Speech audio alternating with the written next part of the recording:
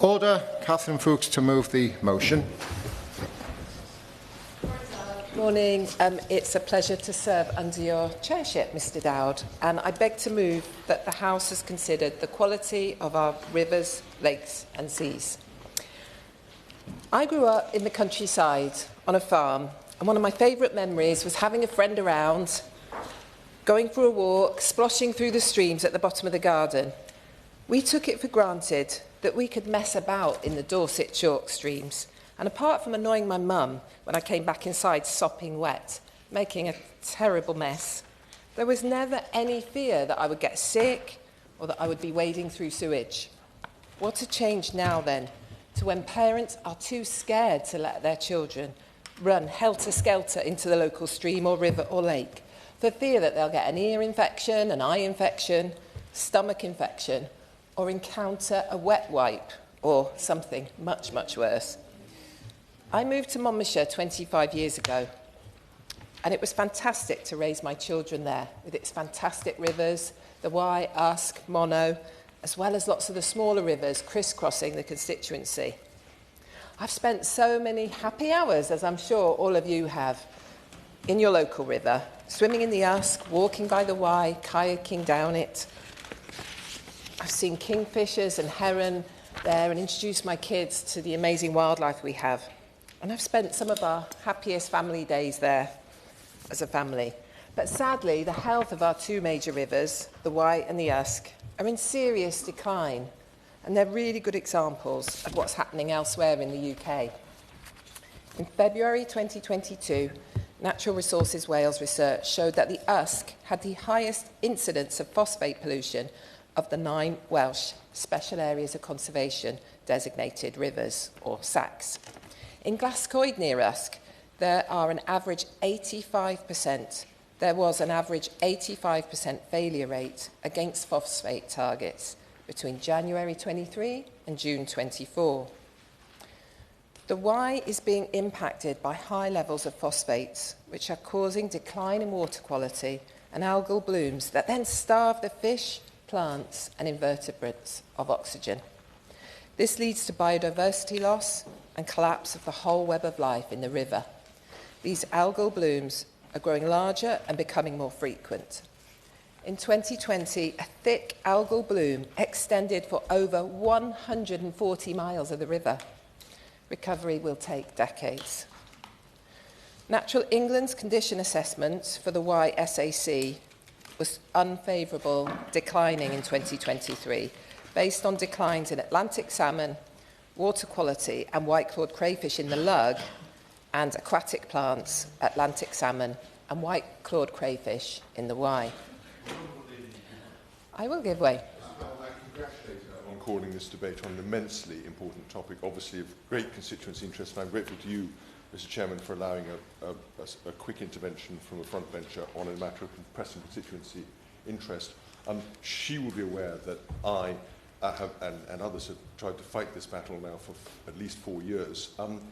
Does she think that, or will she support my request that the government look again at the plan for the River Wye, and even if it does not adopt the detail of it, at least preserve the £35 million worth of funding that was pledged by the previous government, or something close to it, to support the restoration of the river over the next period? I thank the honourable member for his intervention, and I salute some of the work he's tried to do locally on the Wye in Herefordshire, even though he's from the opposite benches. But with all due respect, the River Wye Action Plan was roundly discounted and felt to be not worth the paper it was written on by the NGOs in the area at the time. It failed to consult Wales, and it was a plan that seemed to be, if you don't mind me saying, rushed out before the general election.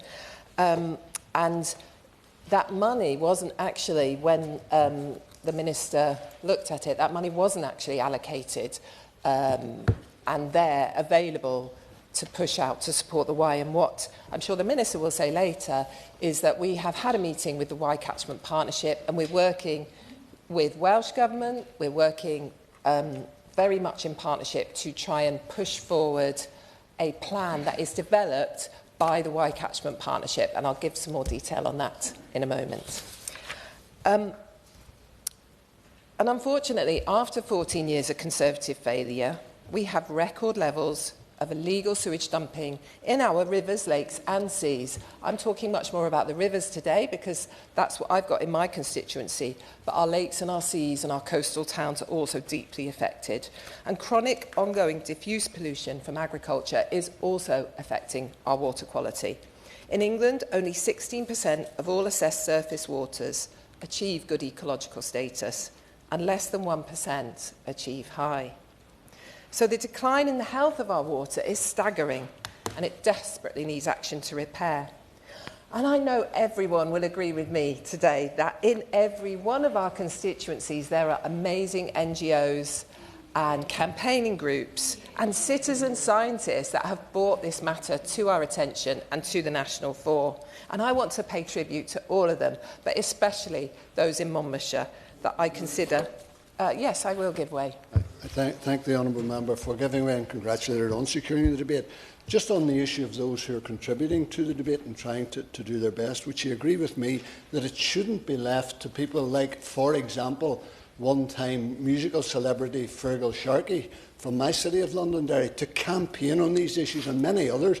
We really need government action rather than pressure groups and those of us trying to campaign for change.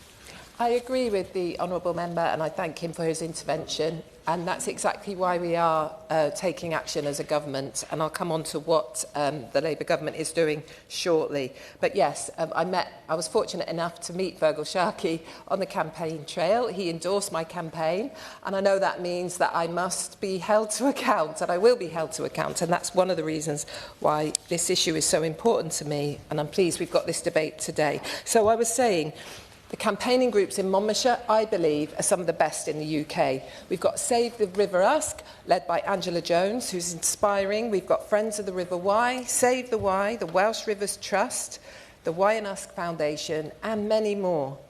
And they've all done and continue to do excellent work to hold us to account.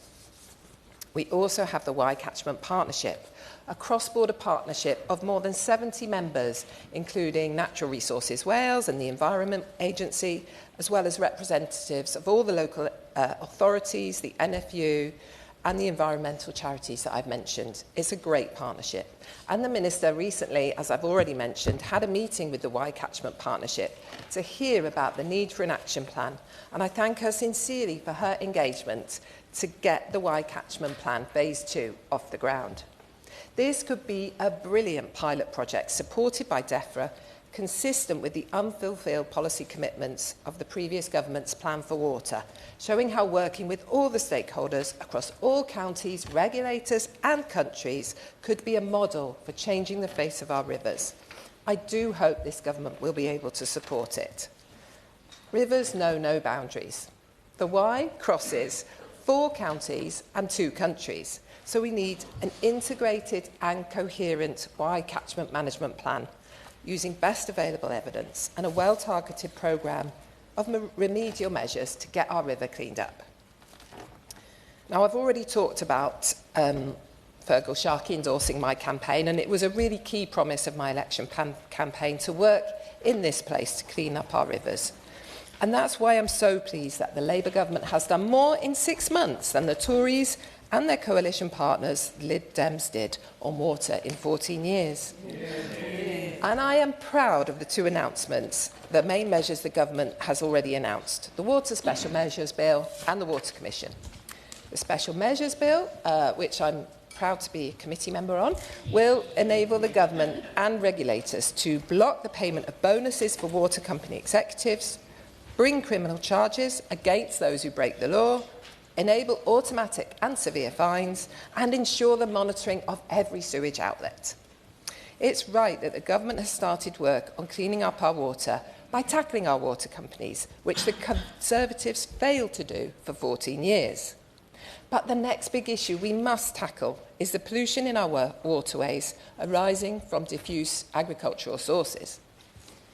As the Water Commission's remit is to look at how to tackle inherited systemic issues in the water sector to restore our rivers, lakes and seas to good health, I am sure the Chair, the former Deputy Governor of the Bank of England, John Cunliffe, will be including diffuse pollution from agriculture in his Commission's investigations.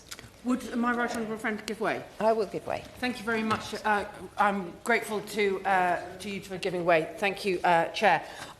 In relation to the Water Commission, I'm very keen to make sure that it can tackle some of the most egregious failures of the water industry. For example, yesterday, Southern Water dumped sewage into the water outside, into the seas alongside Ramsgate. This is fundamental not only to our environment, to our economy in a seaside community such as Thanet. And that actually is part and needs to be part of our overall drive for growth. But that new Independent Water Commission does need to be exploring different governance models and introduce local accountability, Chair, because otherwise the water companies will continue to fail as they have done up until now. I thank the honourable member for her intervention, and I agree entirely that we need to look upon, this government's mission is growth, and we need to look upon some of this cleaning up of our waterways as an absolute integral part of our growth mission. I will just make a tiny bit of progress and then I'll come to you. So we know tackling diffuse pollution from agriculture will be a hard nut to crack when farmers are already under pressure. But we do have some good examples of good practice in the Wye. For example, Avara are already shipping out 75% of the chicken waste from their Herefordshire chicken farms along the Wye. This is to be welcomed, but it doesn't solve the long-term problems of too much phosphate in our rivers. Thank the honourable member for giving way and securing this really important debate. I represent Glastonbury and Somerton. We have a large part of the Somerset levels and moors in my constituency. Somerset is always at the forefront of flooding, and many of my farmers are always battling flooding. But grants like the Slurry Infrastructure Grant were helping my livestock farmers ensure that nutrients like phosphates don't enter the watercourses, and in turn that improves the viability of our farms and the health of our soil and the cleanliness of our rivers. So does the honourable member agree with me that it was wrong for DEFRA to pause access to these grants? I thank the honourable member for her... There are lots of members who wish to speak today. We're going to end up with a 2-minute time limit on people's speeches, so I'll give you that in advance. So I would ask if people are going to intervene, they keep them to a very short intervention. Otherwise, that 2 minutes is going to go down to 1.5 minutes, and then it's going to go down to 1 minute. Catherine Fuchs. Thank you, Chair. So, to continue on with diffuse pollution in the interest of time, it is estimated by Lancaster University that around 83% of phosphates in the Wye comes from diffuse agricultural sources, and only 15% or so from Dŵr Cymru, Welsh Water, assets. Indeed, Dŵr Cymru's 80 million investment in AMP7, an AMP is the investment round they do in 5-year cycles, and the planned 150 million investment in AMP8 will actually eliminate 100% of its fair share of phosphates in the Wye catchment by 2032. So by 2030, over 90% of the phosphate load will be from diffuse agricultural sources. So it's not sewage that is our main problem here. I know this will be a hard conversation with farmers, but we do need to start having it. We need to incentivise the right fertiliser applications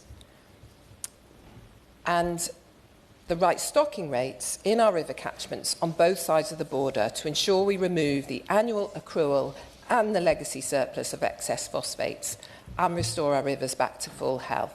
Business as usual won't work. Also, we need better enforcement of existing regulations by both the Environment Agency and Natural Resources Wales. The Refocus project, which is refocusing phosphorus use in the UK food system at Lancaster University, estimates that phosphorus leakage from land to water also causes widespread and costly pollution, worth £39.5 billion to the UK economy. That is a huge external cost that in future we must try to avoid. So, in summary, Mr. Chair, we have been left a very difficult legacy due to inaction from the Tories, and it will take much work by the government to clear up the mess and the water quality in our rivers, lakes and seas and fix this broken system. But I am really confident that working cross-border and in partnership, which this current government is doing, with all those involved, and as the Y Catchment Partnership aims to do, we can clean up our water once and for all. Thank you. I remind members that they should bob if they wish to be called in the debate, but because of the number of... It's okay, you can sit down for the minute. But because of the number of members who've indicated their wish to speak in the debate, as I indicated earlier, with the authority of the Chair of Ways and Means, I'm imposing a time limit on backbench speeches of 2.5 minutes to take effect right away. Just bear that in mind with interventions as well. I'm sure you'll all appreciate this. The question is that this House has considered water quality in rivers and lakes. Robin Swan. Thank you very much.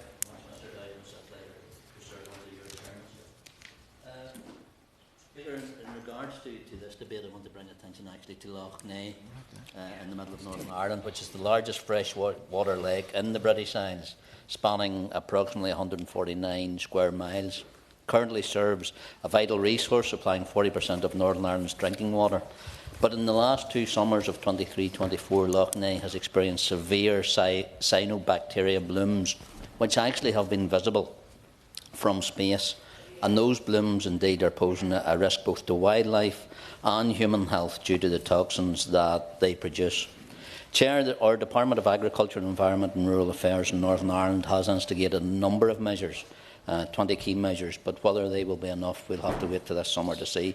They look to enhancing monitoring and research, our agricultural interventions, but I think, as the Honourable Lady raised earlier on in regards to those processes that have been there in the past, really to tackle the challenges that agriculture faces to our water quality, we need to be working in partnership with our farmers and actually look to move to come back to the stage where we actually allow our farmers to farm by the seasonal calendar rather than a paper calendar that has seen those farming practices actually put out of kilter with the seasons that we're now seeing. Chair, the Northern Ireland Water Quality Framework is different to other parts of the UK, and the fact that Northern Ireland is guided by both national and still European directives, which includes the Water Framework Directive, which aims for all water bodies to achieve good ecological status despite the standards of the regulations. A 2024 report by our Northern Ireland Audit Office noted that the existing regulatory and policy frameworks have actually failed to adequately protect water quality in Loch Ness. The governance of Northern Ireland Water, which is the sole provider of water and sewage services in the region, operates under the governance of our Department for Infrastructure and our utility regulator. Chair, that is why I actually asked in a debate in the other place that Northern Ireland Water be brought under the government's independent commission, which has been led by John Conliffe. But I've been informed by the government they're going to maintain this, currently restricted to England and Wales, but I think there would be a benefit for Northern Ireland to be included.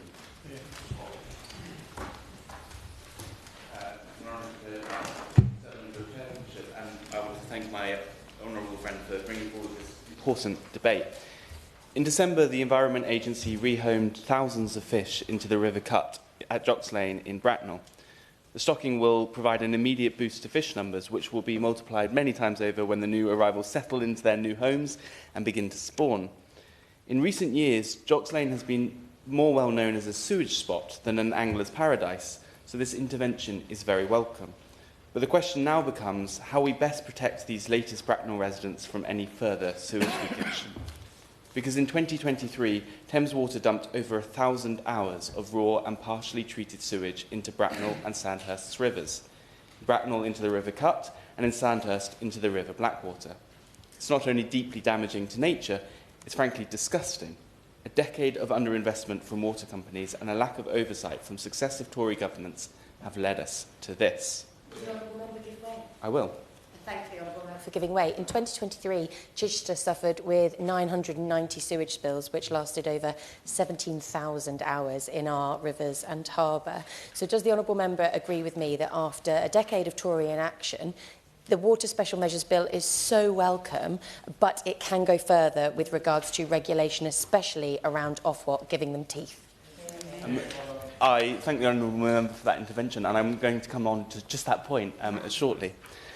So the recent rain we saw earlier this month is another reminder of the problems that we're facing, and led to another bout of sewage dumping in my constituency, including from the recently upgraded Ascot sewage works, which I visited back in December.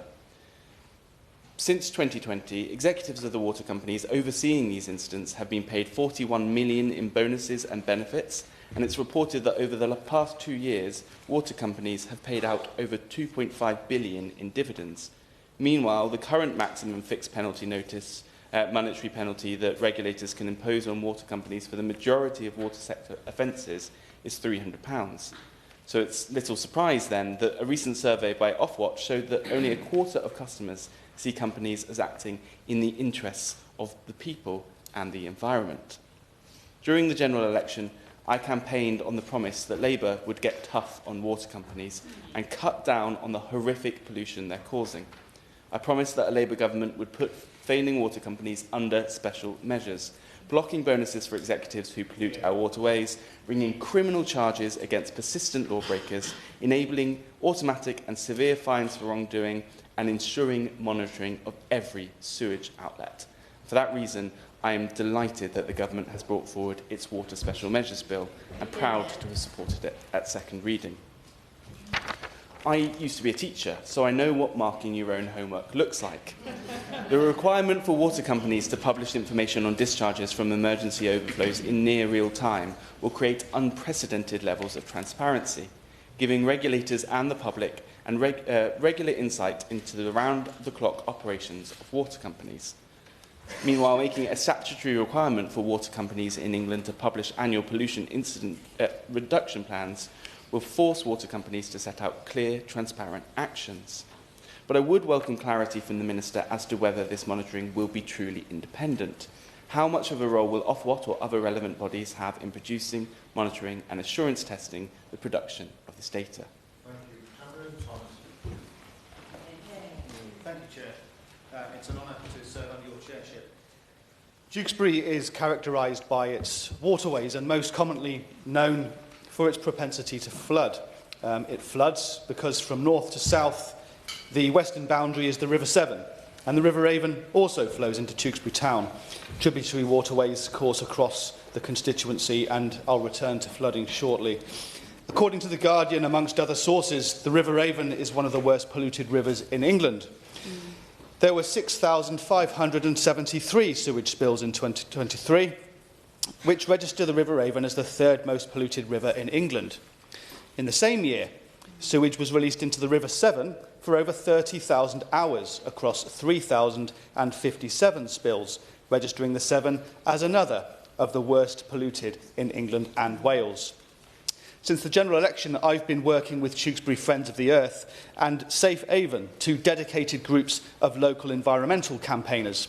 In November 2024, I joined both groups at the Abbey Mill in Tewkesbury to draw water samples from the River Avon.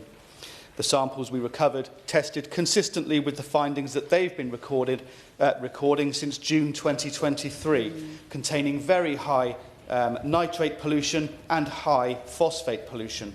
Such levels of these pollutants stimulate algae growth, which absorbs the oxygen in the water and suffocates wildlife. These pollution levels are also dangerous to people. Please take a moment, Chair, to consider what it's like for thousands of my residents whose kitchens, dining rooms and living rooms are swamped with this filth on an annual basis. Severn Trent's CEO was paid £3.2 million last year, whilst my residents' water bills are due to rise by 40%. To add insult to injury, the Environment Agency awarded Severn Trent its highest grade for environmental performance. This, in and of itself, is a scandal. The Liberal Democrats want to stop overseas shareholders from drawing money out of private water companies which are already struggling to stay solvent. Rather than nationalise these companies, we want to see them turned into public benefit companies. I call on the government to prevent CEOs from drawing huge bonuses while this scandal continues and fine them according to the mass of sewage discharged. Thank you, Chair. Thank you, Mr Dowd. It's a pleasure to serve under your chairmanship. Hidden River Cabins is a wonderful local business in my constituency that offers secluded wooden cabins tucked away in the beautiful Cumbrian countryside to the north of Carlisle. It is, quite frankly, a breathtaking place, and as well as providing the perfect spot to unwind and relax, it's become hugely popular as a wedding venue. Part of its charm is the River Line, which runs nearby, and I suspect many newlyweds have taken a late-night dip in its lovely waters. I myself have swum near the cabins and can testify to their restorative effect. Fortunately for locals and visitors, this stretch of the line is one of the few places in my constituency where it is relatively safe to swim. And that's not the case elsewhere in Carlisle and North Cumbria. In total, some 40 sites across my constituency were polluted in 2023, and I think it's fair to say that few people would look to start a cosy cabin business beside a sewage spot. And this draws attention to another of the pernicious problems that pollution causes, one that the last government allowed to flow unchecked under its watch. Sewage, of course, poses health risks to users of our waterways and indeed to the wildlife and plant life that relies on those waterways. But there is, as my honourable friend, the member for East Thanet, has already mentioned, an economic cost to this. When our rivers are clean, people want to visit them and spend time there, while entrepreneurs will want to start businesses, creating jobs and boosting local economies. We are blessed with many beautiful rivers, lakes and seas in this country. Each of them could be lined with flourishing businesses. Instead, they are off limits, their utility reduced to just how much sewage they can accommodate. Thankfully, our government is getting on with tackling this, and the water bill that my honourable friend, the Minister for Water and Flooding, is currently piloting with such passion and grace will give us increased powers to hold these rogue actors to account. I'm grateful to my honourable friend for bringing this debate, and I, like her, share a hope that soon our rivers will be a place where everyone can enjoy themselves once more. It's a pleasure to serve under your chairship, and I'd like to thank the honourable member for securing this debate. And like the honourable member, I'm privileged to represent a constituency home to some of the UK's most powerful rivers, including the rivers Wye, Usk and Tower. However, these national treasures are drowning under a barrage of pollution. The Wye, Usk and Tower are heavily polluted, harming the environment, local wildlife and jeopardising industries like tourism, leisure and angling. I support fully the concerns raised regarding the previous Conservative government's failure to tackle water pollution. Conservative neglect allowed water companies to pollute rivers with impunity, while siphoning profits to pay excessive bonuses and dividends. But I must say, people want swift action now. The last government, as she mentioned, had several roundtables on how to clean up the Wye, and what happened? Very little. The impact of the inability to clean up our rivers is hurting local communities in my constituency.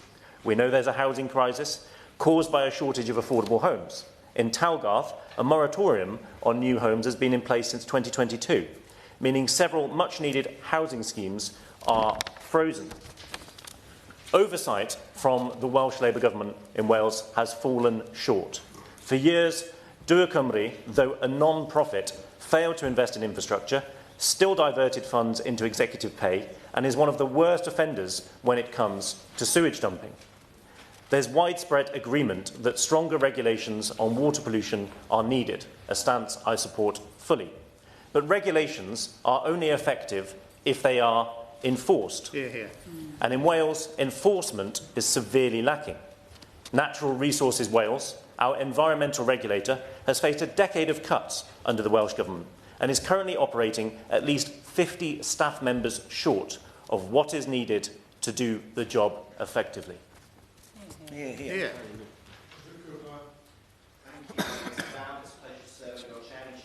start by congratulating my honourable friend, the member for Monmouthshire, for securing and so ably leading this important debate. The health of our seas and waterways is a pressing issue that affects each of us, and we have a collective responsibility to tackle this issue. Waterways are incredibly important to the soul of mid-Cheshire. My constituency is intersected and surrounded by waterways, including 4 rivers, 3 canals and a smorgasbord of meres and flashes, a legacy of our history of salt extraction. Indeed, Northwich played a particularly important role in the development of the inland waterways in Britain. At one time, Lawrence of Arabia himself was based here to oversee the spy ships that we built. Of course, Mid-Cheshire's waterways are not as important as they once were for powering our industry, but they remain vital ecosystems that support a rich tapestry of life, contribute to our economy and provide us with recreation and essential resources. Now, a consistent theme of this debate has been the alarming frequency of sewage discharges, and for the sake of brevity, I'll spare you the statistics. But what they represent is a chronic underinvestment in our sewerage infrastructure over a sustained period. And this is a feature, not a bug, of how the water industry has been set up. And if this wasn't evidence enough, we've only to look at the last 2 floods of Northwich Town Centre, which were caused not by the river's flood defences overtopping, but by insufficient capacity in our drains to deal with the water volume. Now, as stewards of our environment, we have a responsibility to act, and it's good that the government is doing that, not only through the Water Special Measures Bill, but also through the Independent Commission into the water sector and its regulation. We must continue to advocate for the transformation of how the water industry is run and seek to speed up the delivery of upgrades to our sewage infrastructure to clean up our waterways for good. Of course. Thank you. So the River Mole flows from my constituency of Epsom Mule, and in 2024 it suffered over 2,000 additional hours of sewage in comparison to 2023, despite similar rainfall. Does my honourable member agree with me that despite recent attention on protecting our waterways, and we appreciate the work that the government is doing, that the problem continues to worsen and the government must be more ambitious in their action to hold water companies to account? Yeah. Thank you. She makes a very fair point, and certainly we're at the start of this journey and not the end of it, and there is more to do to get this issue under control. I want to highlight the importance of citizen science initiatives and active involvement from communities and campaign groups such as Restore the River Weaver, Northwich River Heroes, which often provide invaluable data that complements the work done by organisations such as the Environment Agency. But what a shame that the EA has had to rely on such people rather than being properly resourced for the task at hand. I'm pleased we now have a government in office that has swept away the inertia, neglect and failure that characterised the previous government's approach to the activities of water companies and the protection of our waterways. And I, like my colleagues next to me, have hope for a future in which we can look upon poor river quality as a thing of the past. Yeah. Yeah. Thank you, Mr. Chairman. I don't expect you to call this so early. Can I thank the honourable member for Monmouthshire for setting the scene. I'm aware that the Minister serves in the Water Bill Committee and has been a very, very sterling voice in examining legislation aimed at safeguarding our rivers and improving water quality. As a child, and that wasn't yesterday, by the way, Mr. Chairman, I can remember that wee song, Messing About in the River. I won't sing it because if I sing, there'll be thunderstorms outside. But I'm very conscious of the fact that water has featured in all our lives from a very early age. I want to give, if I can, a Northern Ireland perspective. And it's because it's the Department of Agriculture. Okay, yeah. Thank you, with such enthusiasm. Oh, sorry. Okay, thank you. Sorry. Okay. I wasn't sure if I was able to give way because you're conscious of the time, Mr. Chairman. You told me earlier on. Some of the main ones include agriculture runoff containing fertilisers, pesticides and animal waste. Just very quickly, Minister, from the point of view of the National Farmers Union and the Ulster Farmers Union, they have been committed to reducing their fertiliser use. Has the Minister had a chance to discuss it with them in relation to that? The Honourable Member for Northampton referred to Loch Ness, and in particular he referred to the fact that it's the largest freshwater lake in Northern Ireland. Supplies takes 40% of Northern Ireland's drainage land, and which 3/4 are agriculture, and also supply the water quality for the best part of Northern Ireland. So has the Minister again had an opportunity to discuss with the relevant Minister, Andrew Muir, back home to ascertain his opinions in relation to what would be possible? And the third point I want to make, if I can, very quickly. The DAERA Minister back home has a thing called Water Quality Improvement Strand Funding. It's been running since 2020, has benefited 47 local projects, some £900,000. Again, that scheme is something that has benefited Northern Ireland. Has the Minister had a chance to discuss that with the DAERA Minister as well? Government are committed to improving water quality, and for members like myself who represent coastal constituencies with seaside villages, these issues are of major importance to so many, and it is done to ensure adequate water quality. So I would appreciate very much Minister's commitment to further engagement with his counterparts in the devolved administrations to ensure that we can all pave on the way and having healthy and decent water quality. Thank you so much. Thank you very much, Mr. Speaker, and thank you for letting me speak today. My own constituency is the beautiful historic town of Shrewsbury, and we're famously surrounded by what we affectionately called the Loop, which is, of course, the River Severn. And in the past, we've enjoyed the benefits of having such a beautiful natural resource flowing through our town centre. It's a fabulous tourist resource, and also for people who enjoy walking along its banks. However, after the last 14 years of illegal sewage dumping by Severn Trent Water, to which the last government turned a blind eye, we're now left with a toxic, filthy river which poses a health risk to my residents. Our abundant wildlife has declined. Our annual fishing contest has been cancelled. Infection rates of diseases such as E. coli are on the rise amongst wild swimmers, paddleboarders and rowers, all of which affects our tourism industry and local businesses, as well as obviously the quality of life for our local residents. The huge volume of sewage that has been dumped into our river by Severn Trent Water has not just arrived through the 32 sewage outflows in our town centre, but also, far more worryingly, through manholes and the pavement of our river paths. Now, sewage outflows are monitored, manholes are not. So we now have families, school children, dog walkers, having to wade through human excrement, sanitary products and wet wipes. And this disgraceful state of affairs is completely untenable and must be tackled urgently. So I wholeheartedly welcome the Water Special Measures Bill, which this Labour government has brought so quickly to the table. It will ensure that increased accountability of the private water companies so that they step up in their responsibilities to invest in the infrastructure that will better manage the sewage rather than allowing it to pollute our watercourses. Like for most of you in your constituencies, in Shrewsbury, so much of the scrutiny work is carried out by my local volunteer campaign group, Up Sewage Creek. A brilliant group and a brilliant name. They've recently raised their own funds to purchase more water testing kits so they can prove the impact of the overflowing manholes that we described not already monitored.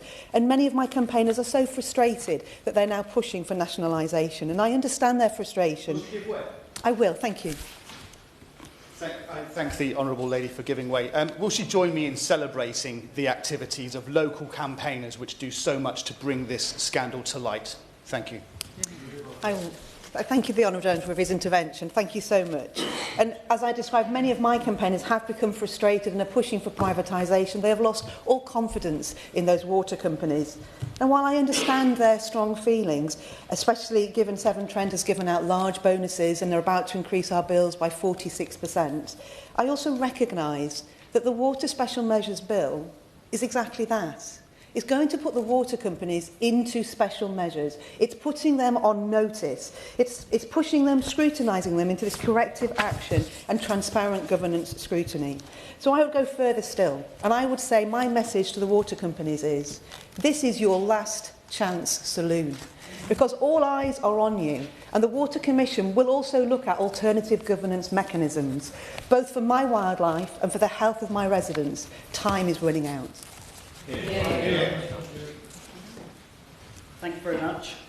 It's a pleasure to serve under your chairship, Mr Dowd, and I thank the Honourable Member for Monmouthshire for securing this very important and timely debate.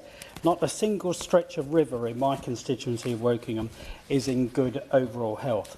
What a damning indictment of the Conservatives' failure to fix the sewage scandal and to instead passively allow it to persist. It's interesting to note there are only one Conservative here this morning. And yet last month, Thames Water, the company responsible for sewage in Wokingham, were permitted by Ofwat to raise water bills by 35%. Thames Water have been a disaster for our water quality in Wokingham. In 2023, they were responsible for 130 sewage spills that lasted for 943 hours. They are failing Wokingham's rivers, which includes the beautiful River Thames and the River Loddon. Ofwat has allowed Thames Water to charge my constituents 35% more on their water bills for the next 5 years. And for what? This morning, the Financial Times reported that Thames Water intend to circumvent Ofwat's bosses' bonuses cap by gifting their executives huge pay rises. I nor my constituents will stand for our water bills to be hiked during a cost of living crisis, only for it to go into the pockets of the most well-paid company directors. Does the Minister honestly expect us to now trust Thames Water to behave responsibly with even higher bills? Because it feels like every day a news story is published about their mismanagement of our waterways. Will the Minister make clear to the Secretary of State that a special administrative regime is absolutely needed, and we need it now, to reset the unsalvageable mess, to ensure that the existing situation of more than a third of customer bills going towards interest on Thames Water debt ceases and is instead spent on infrastructure improvements. For too long, customers have been asked to pay the price for the company's failures. This has to stop.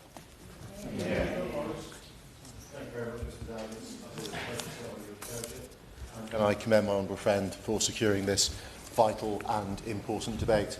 The quality of our rivers, lakes and seas is not just a concern for my constituents in the Hexham constituency, it's a national concern that reaches throughout the country, and I'm pleased to see so many honourable members from most parties in the chamber today sharing our commitment to protecting and improving water quality throughout the country. The alarming and extremely dangerous threat of pollution and sewage harms not just our wildlife and our ecological systems, but our rivers are flooded with sewage on a daily basis, and this cannot be ignored. It also dramatically damages the tourism business in my constituency of Hexham, home to some of the most beautiful landscapes in the country and home to most of Northumberland National Park, which I would invite all honourable members to come and visit.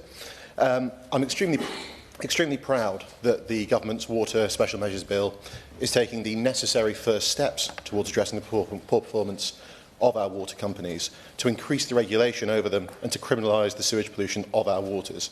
It's a vital step towards addressing broader change across the sector, and I know that the Minister sees this as a first step, a much needed first step towards challenging those practices after 14 years of neglect. I'd also like to pay tribute to groups like the Wylam Clean Tyne Group, who found in 2022 that pollution in our River Tyne exceeded safe levels by over 15 times. A rather shocking indictment of the legacy that we were left by the previous government.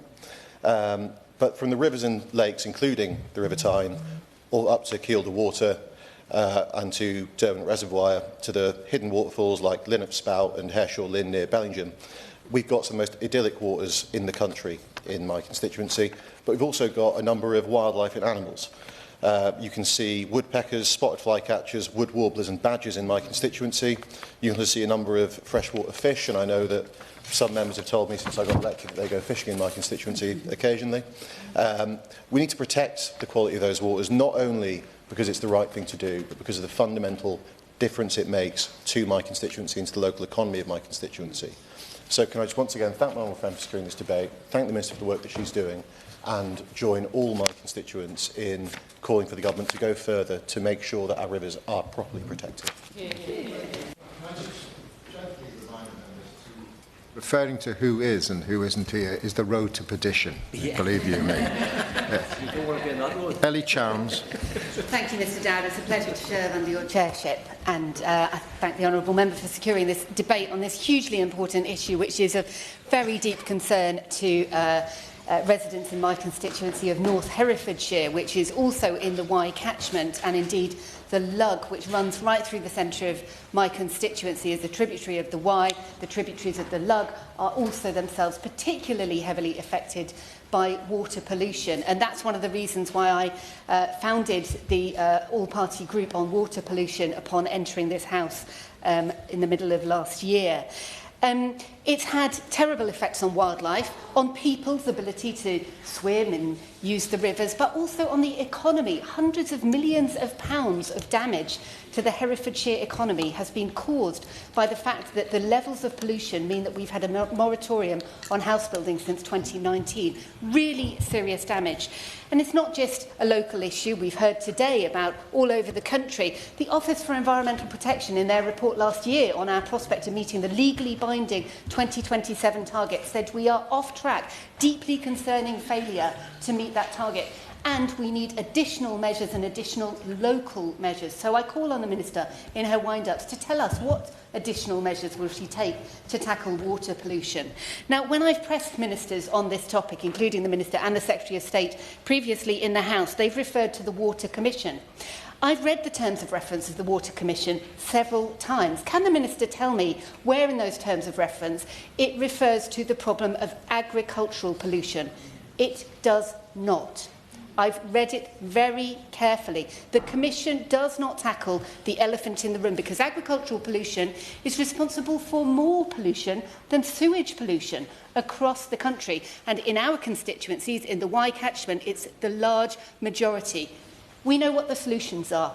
We need a plan. We need proper funding for the Wye catchment plan. We need proper funding for nature-friendly farming because farmers have the solutions to this at their fingertips, but they need the government support. We need the Environment Agency to have the funding and teeth it requires, including the ability to level on-the-spot fines. And fundamentally, we need government to grasp the nettle, to tackle agricultural pollution as seriously as sewage pollution. Thank you. Thank you. It's a pleasure to serve under your chairmanship, Mr Dowd. And I congratulate my honourable friend from Monmouthshire for securing this important debate.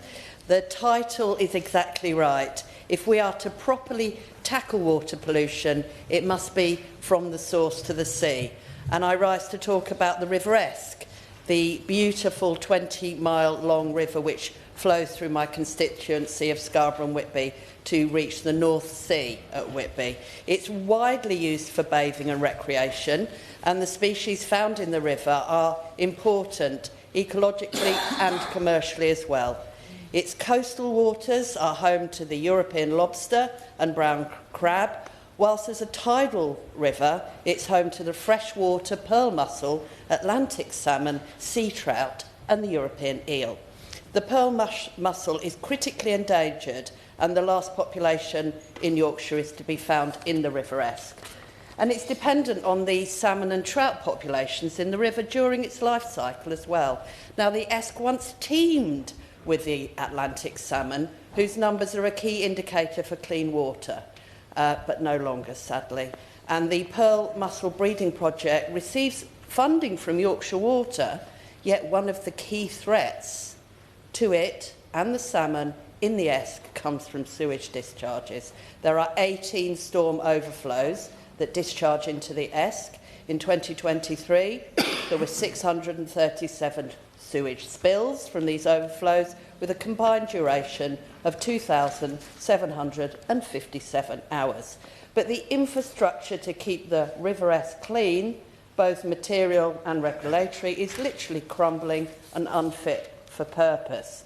I recently visited the Yorkshire Water treatment plant at Egton Bridge, where the bank with the plant on it is clearly subsiding into the river, and nearby manhole covers explode due to the water pressure when there is heavy rainfall. The company responsible for all this, Yorkshire Water, paid out dividends worth £525 million since 2018. So, of course, I warmly welcome the government's Special Measures Bill, which will require independent monitoring and hit polluters like Yorkshire Water where it hurts in their bank balance. Water company profits come at the expense of communities like mine. Herling. It's a pleasure to serve under you, Chair. as well as rivers, lakes and seas, our chalk streams are choked with a cocktail of chemicals and sewage, and water shortages are already becoming critical. This is the case in my constituency of South Cambridgeshire, home to precious chalk streams that are under threat. The Conservative government failed to stop water companies dumping raw sewage, and Ofwat continues to fail to regulate them.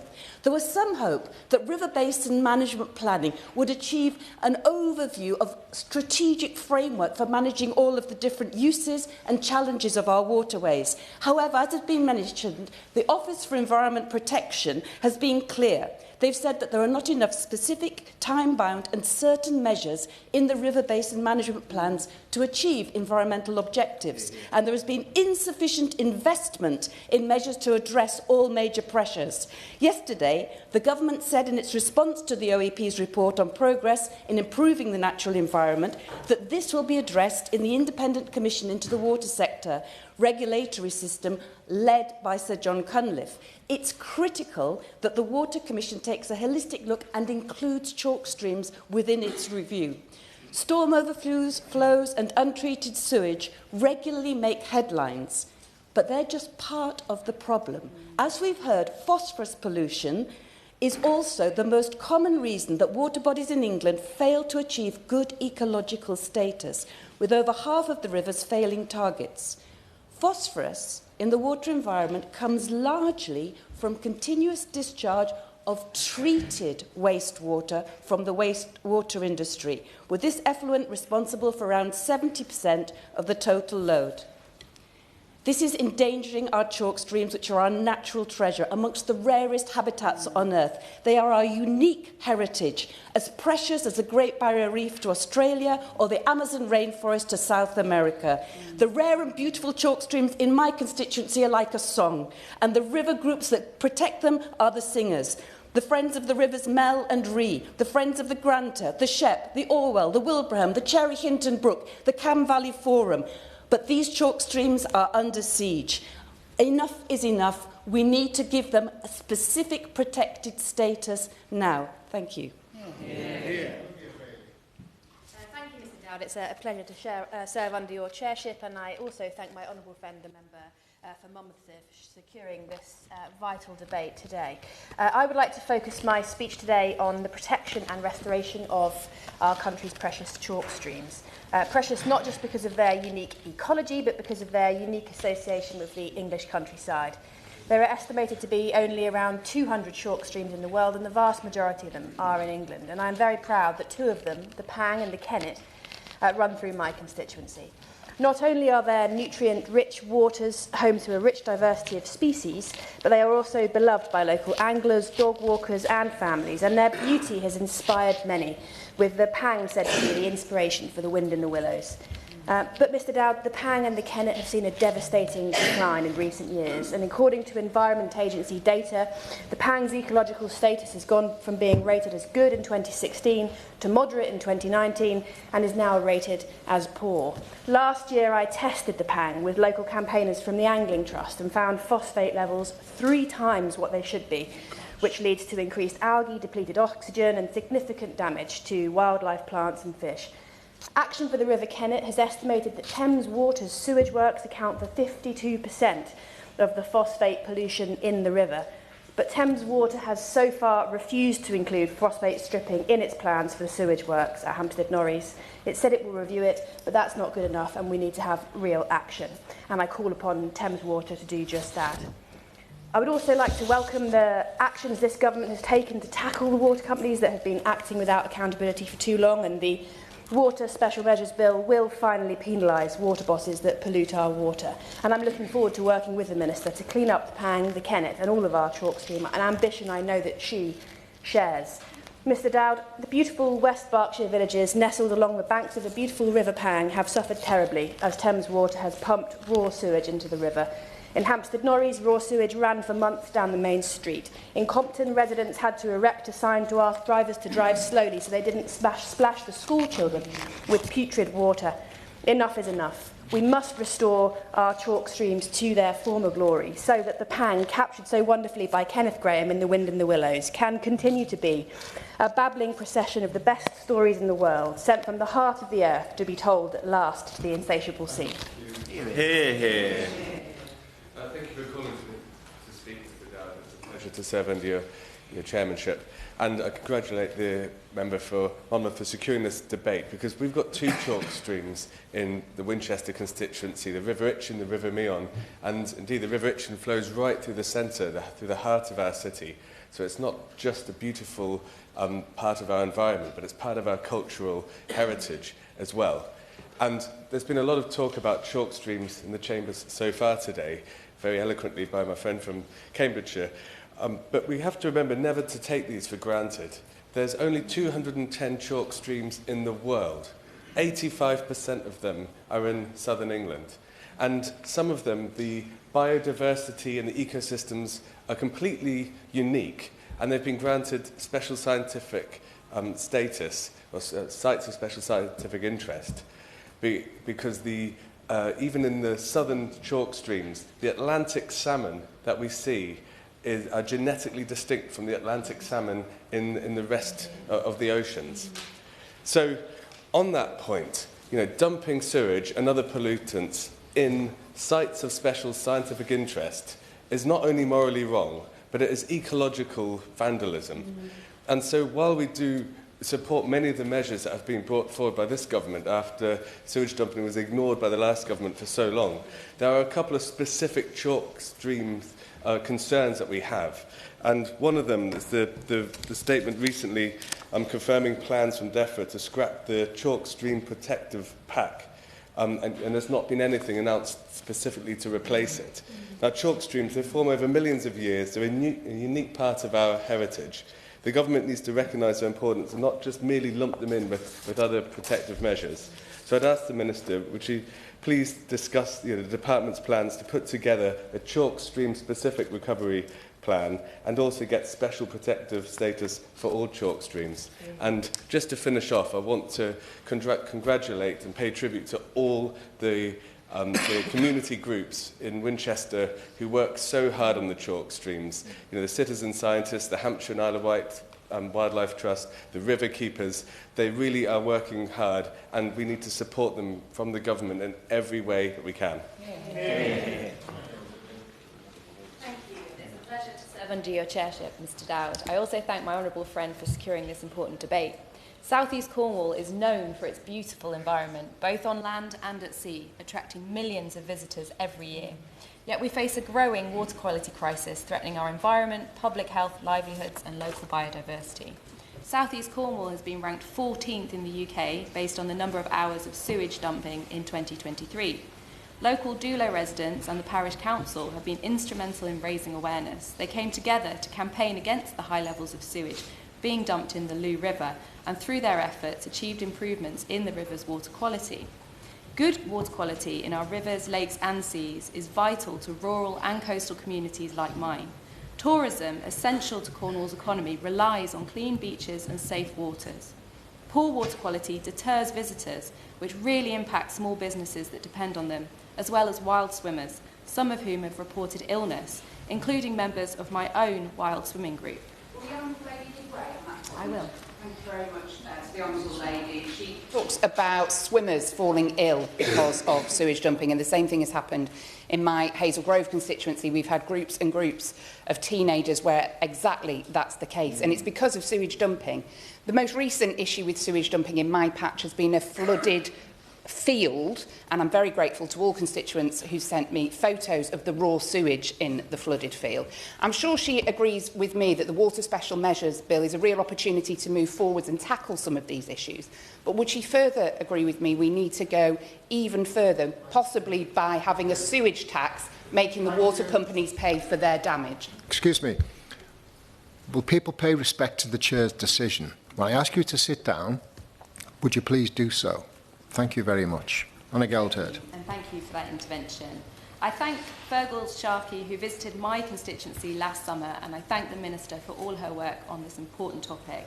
Fergal Sharkey met local residents with me and hearing the strength of local feeling on this issue. Our fishing communities suffer from poor water quality, which can cause habitat degradation and put our commercial catches at risk.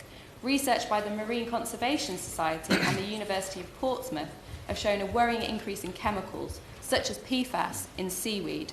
PFAS, known as forever chemicals, because of their highly persistent qualities, do not break down in our natural environment. They accumulate in the environment and in our food chain, impacting biodiversity and public health. This is a serious concern, and I look forward to working with the Minister to do more to address it. Labour's Water Special Measures Bill is a much-needed first step towards improving accountability and performance of water companies, something I welcome and I congratulate the Minister on. It's time to ensure that water bosses can no longer sell us down the river. Customer service, environmental protection and investment in infrastructure must be prioritised over profit on what is fundamentally a public asset. I will. I'd ask the gentleman not to, because we're right up at the against. Thank you. Hannah Geldherd. Thank you, and I thank my honourable friend for I know he's a very important champion for Cornwall as well. So, South East Cornwall's beautiful natural environment is priceless, and I applaud the determination of my local residents to make a difference. And finally, we have the national leadership that's so essential to tackle this crisis. The government is already taking action to clean up the mess that we inherited, and we know that this bill is a vital first step to support constituencies like mine and their local campaigners to look, and I really look forward to working with the Minister to restore water quality, protect our environment, improve public health and secure livelihoods in South East Cornwall. Thank you. Thank you. Dave Robertson. Thank you, Mr Dowd. Can I say what a pleasure it is to take part in a debate with you in the chair.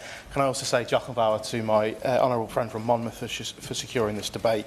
There's been a lot of talk in the room today about the issue of sewage dumping and the really important Water Special Measures Bill, which I fully support. However, I'm here to talk about Bound Pond in Fradley, which is a village in my constituency, which on the 11th of December last year had a serious pollution incident, not involving sewage, but involving some form of hydrocarbon, probably an oil, but we're yet to see the result.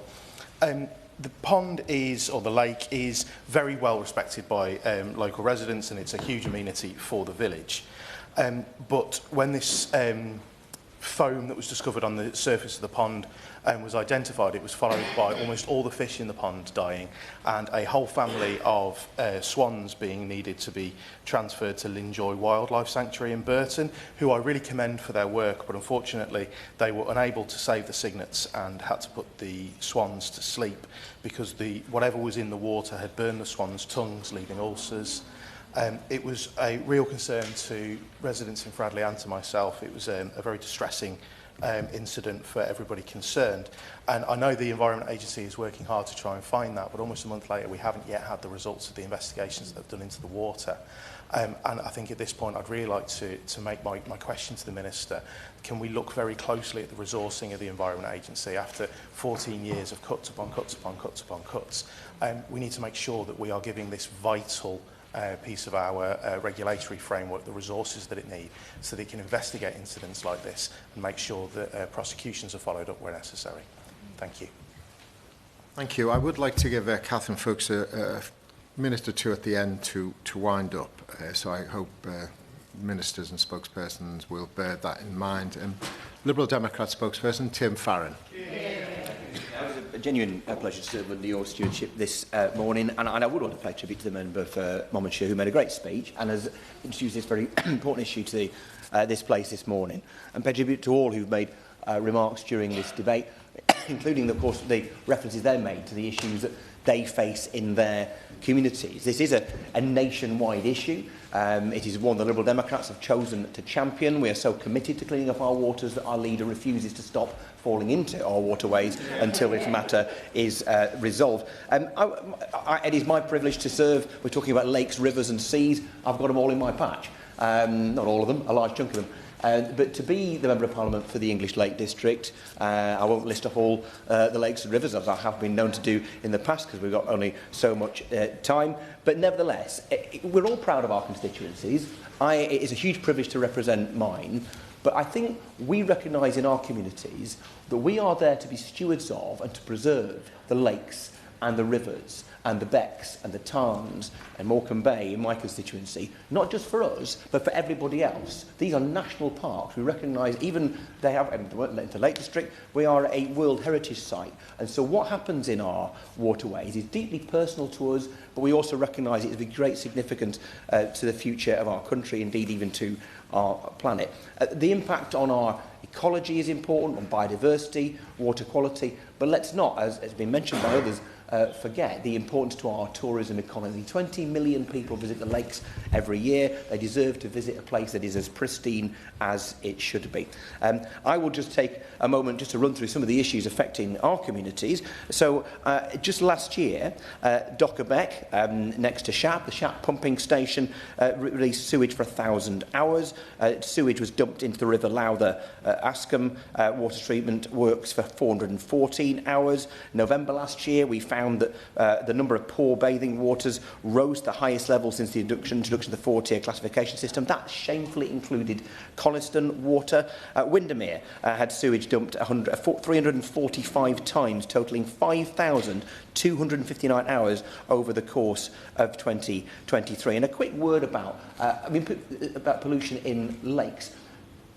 A drop of water that enters Windermere at the north end takes 9 months to wake its way through. So the impact of sewage on bodies of waters like lakes and tarns is even greater than it is in our rivers and our seas. And the impact on Morecambe Bay is hugely significant as well.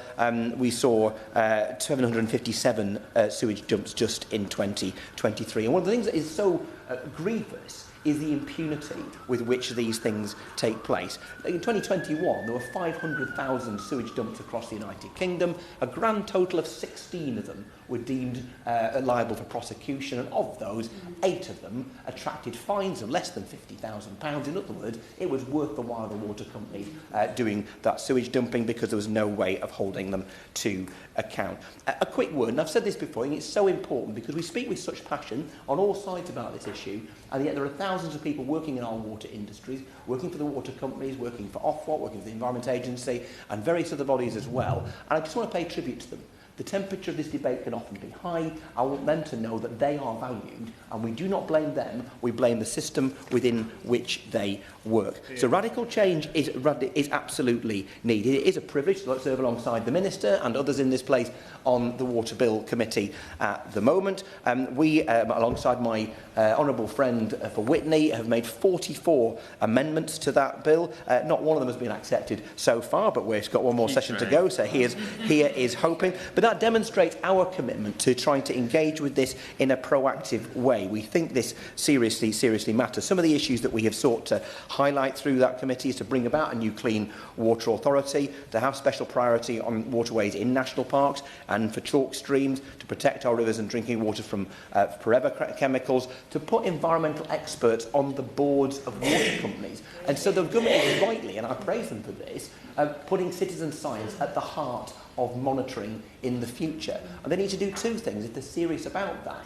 One is to make sure that they equip and support and resource those citizen scientists. And I'll pay tribute to Save Windermere, to the Clean the River Kent campaign, to the South Lakes Rivers Trust, the Eden Rivers Trust, and many others in our communities. But those people need to be on the boards of those committees so they can influence decisions as well as being equipped to hold people to account. But we need radical change, and I feel that this government isn't quite proposing it. We have a real problem when it comes to regulation.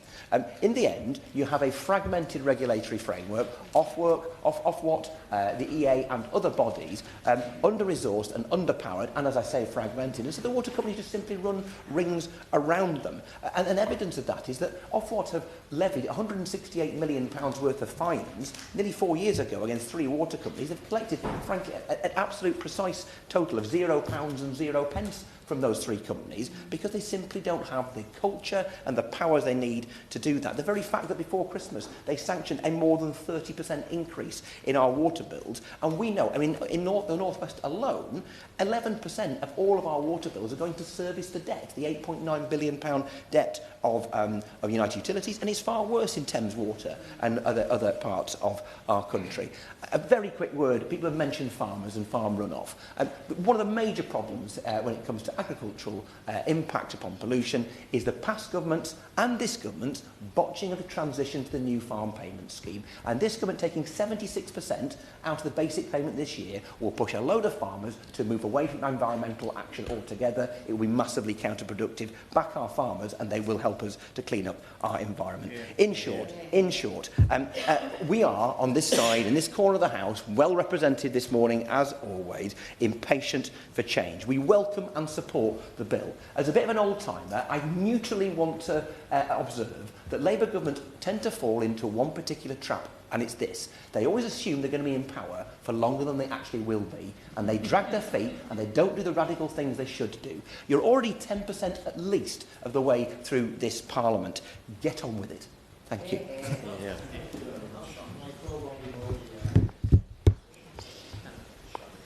Thank you, Mr Dowden. It's a pleasure to serve under your chairmanship. And can I congratulate the Honourable Member for Monmouthshire for securing this really important debate. Because improving water quality is something which we all care about on all sides of the House, and making sure that those who pollute are held in the strongest possible terms to account, and those who need to carry out improvement measures to improve water quality are incentivised to do so, is something that matters to us all. And that is why, when we were in government, we did take action, and the narrative that is being put across by many in their contributions in this debate that the last Conservative government did nothing is for the birds. We brought out the Environment Act in 2021. We introduced the Plan for Water, which was more about more investment, stronger regulation and tougher enforcement. And of course it is vital to understand where the problem lies, which is why we increased monitoring. Back in 2010, only 7% of storm overflows were monitored. We are now at 100%. And we have seen, just let me make some progress to start with. And we've also seen bathing water sites, those that have been designated, improve in their water quality status. From 2010, with only 76% of bathing water sites being classified as good or excellent, we are now at 90%, despite stronger regulation being brought out in 2015. We introduced the ban on water company bosses' bonuses. We linked dividend payments to environmental performance. We removed the cap on civil penalties from £250,000 per incident to an unlimited amount. We also brought forward the largest infrastructure programme, with £60 billion being allocated to revamp ageing assets and reduce the number of sewerage spills. And we allocated funds specifically for our farmers to store more water on their land through water management grants, and rolled out the slurry infrastructure grant. And I will give way to the honourable gentleman. I'm grateful for him for giving way. He mentions the monitoring of overflows. Will he put on record for this House how many emergency overflows were being monitored under his government? Well, I've come back to the point that monitoring is incredibly important, which is why we brought out a requirement of all water companies to specifically carry out more monitoring, because before 2010, only 7% of storm overflows were monitored, which is completely unacceptable, which is why we needed to understand the problem so we can use our regulators to enforce water companies to carry out the level of investment we would expect them to do, but also that we were able to then strongly hold those water companies and indeed all polluters to account. And I encourage the government to keep going with that, which is why we've taken a constructive approach with the Water Special Measures Bill that is working its way through the House. There's 3 points which I want to specifically focus on in this debate, and I'll be grateful if the Minister could address these in her response. Firstly was the points that have been made by my right honourable member friend, the member for Hereford and South Herefordshire, to do with the River Wye Action Plan, which was announced earlier this year, which allocated £35 million to the River Wye Action Plan, which was specifically designed at addressing those challenges to do with pollution from our farmers. The plan set out a range of measures to begin protecting the river immediately from pollution and establish a long-term plan to restore the river for future generations. This included requiring large poultry farms to export manure away from areas where they would otherwise cause excess pollution, and providing up to a fund of £35 million, as I've already said, to provide grant support for on-farm poultry manure combustors combustors in the River Wye special area of conservation. It also appointed a chair, and I would therefore like to ask the Minister, why has this plan been dropped despite this plan being put in place? Where has the £35 million been reallocated? We are now 6 months into this Labour government, but yet there has been no announcement on the River Wye. And why... I fear that there will be no action taken, yet we are almost coming up to a year before that plan was worked on. So if the Minister could update the House on that, it would be greatly appreciated. The second point is the Water Restoration Fund. This was a fund that was specifically designed to ring-fence money that had been collected from those water companies that had been polluted to specifically focus on improving water quality. The fund, when it was announced, allocated £11 million of penalties that had been collected from water companies to offer on a grant basis to local support groups, farmers, landowners and community-led schemes, all of which members have said how good their local campaigners are utilising these funds when they're provided to them, which I absolutely endorse. But this fund was specifically ring-fenced for penalty money that had been brought back from water companies for those monies to be reinvested in. But yet the government is not taking this Water Restoration Fund forward. And indeed, I'd like to understand from the Minister, will she be accepting the Conservative amendment that has been put forward to the Water Special Managers Bill on this point? Because the important thing to note here was that the Water Restoration Fund comes exclusively from water company fines and penalties, and these penalties and fines are in addition to any additional work that the water company has to carry out in relation to any breach that they have caused.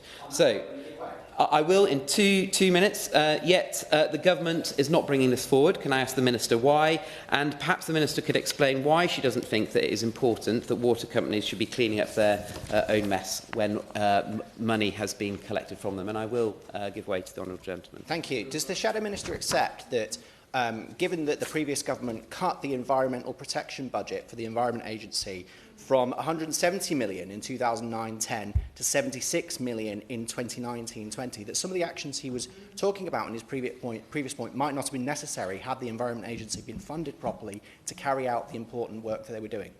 I think we all have to acknowledge that water companies have not been meeting their environmental obligations for far, far too long. That is why we implemented the monitoring, as I've already indicated. But regulators, whether it is Ofwat, the Drinking Water Inspectorate or the Environment Agency, need to have those robust powers to enforce. And therefore, if there were schemes that had been brought out, like the Water Restoration Funds, that ring-fenced that money that had been collected from them to allow farmers, landowners, or indeed many of those great campaigning organisations that want to carry out nature-based solutions to improve water quality, in addition to the expectation that water companies have got to carry out their own improvement measures, why on earth would the government not want to take forward that approach? And therefore I want to put that to the Minister. And finally, the third point that I want to raise is bathing water designations.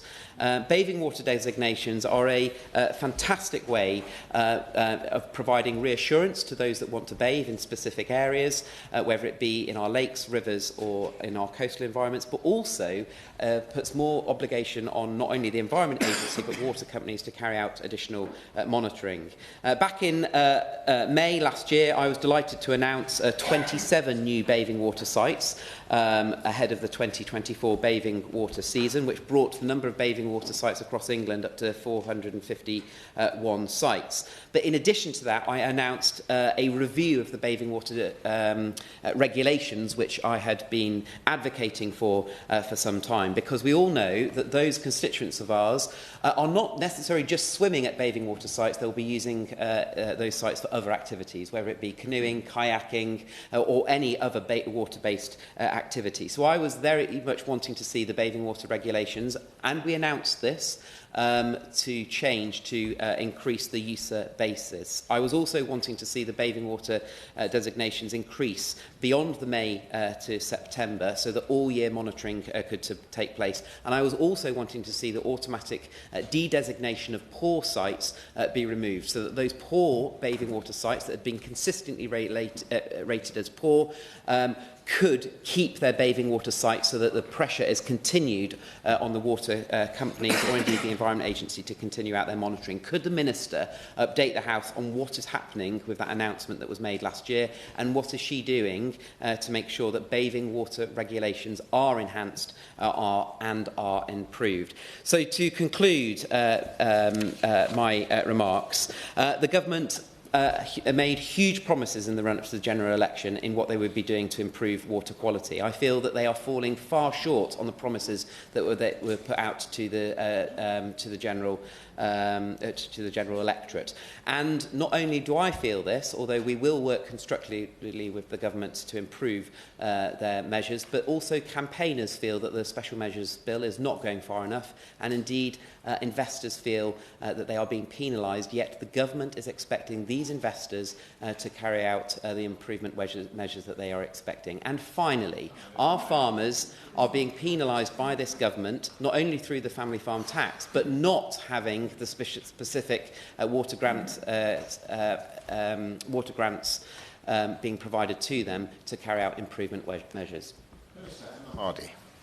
Thank you, Chair, and it's a pleasure to serve under your chairmanship. And I thank my honourable friend, the member for Monmouthshire, for not only bringing this debate today, but also her work on the Water Special Measures Bill, and all campaigning groups and environmental groups that have been mentioned throughout this debate for the work that they do in our communities. And in fact, the number of MPs that we have attending the debate today, or at least the number over here, shows how popular and important this debate is. And I just gently wonder, as I was listening to the Shadow Minister's comments then, I come out as a little confused almost if he doesn't recognise or understand the level of anger and resentment there is towards his government on this issue, and listing all of these amazing achievements that the government have managed previously. I kind of wonder with these amazing achievements how that stacks up against the facts that we've heard in the debate today about the levels of sewage that have been pumped into our rivers, lakes and seas, the ecological standard of many of our rivers, lakes and seas, and the fact that people are quite so angry about the situation. So I gently suggest that rather than try to rewrite history or in fact place alternative facts onto the record of Hansard, he would maybe do a little bit better to acknowledge the fact that his government got this issue so dreadfully wrong, and that is why we have had to come, as we have in many departments and many issues, had to come and in this case literally clean up the mess that we have been left with. So the quality of our rivers, lakes and seas and our water is essential for supporting ecosystems, providing clean drinking water and producing our food. And of course, as has been mentioned, our beautiful rivers, lakes, seas and beaches are a source of pride for our communities, and this source of pride is something that we want to restore them to.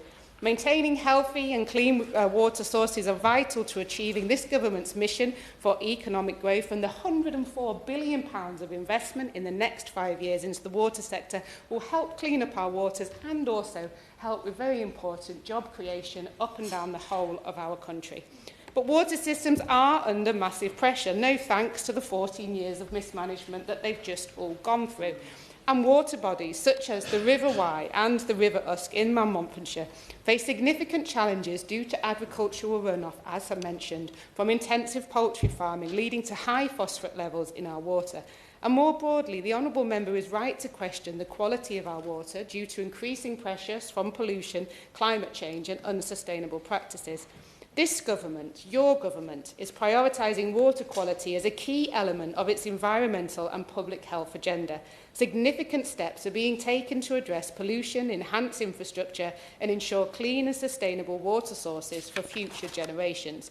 In the first week, which is also slightly amusing that they're criticised for not solving all of the problems in our first 6 months. However, in the first week at the Office of the Secretary of State, he secured agreement from water companies and Ofwat to ring-fence money for vital infrastructure upgrades so it cannot be diverted to shareholder payouts and bonus payments.